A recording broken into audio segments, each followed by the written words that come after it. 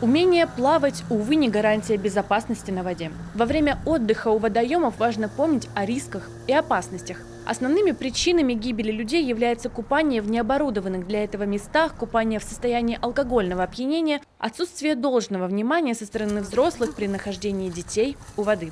Стоит обратить внимание на безопасность детского отдыха, не оставлять детей без присмотра у воды, всегда знать, где находится ваш ребенок, объяснять, разъяснять, где можно купаться, где нельзя.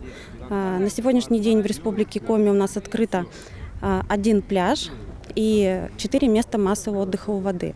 Пляж – это у нас в городе Сыктывкаре, местечко Кируль.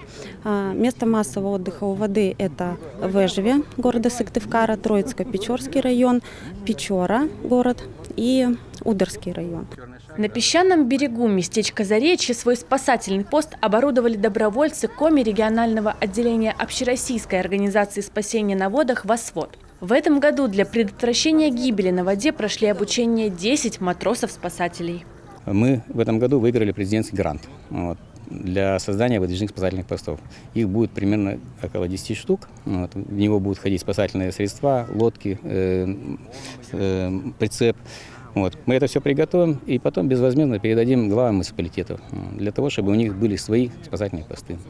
Волонтеры-спасатели прямо на береговой линии установили информационные баннеры, в которых доходчиво изложены правила поведения на водоеме, а также алгоритм действий в случае ЧП. Среди отдыхающих на берегу также распространились памятки с правилами поведения на водоемах.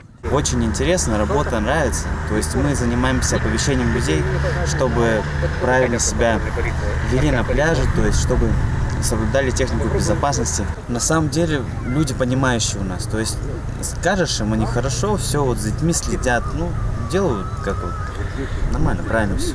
Рейды и патрулирование на водоемах сотрудники МЧС вместе с добровольцами «Восвод» проводят в ежедневном режиме. Но стоит помнить, что спасатель не всегда может оказаться рядом. Поэтому так важно соблюдать элементарные правила безопасности, чтобы сохранить жизнь себе и близким.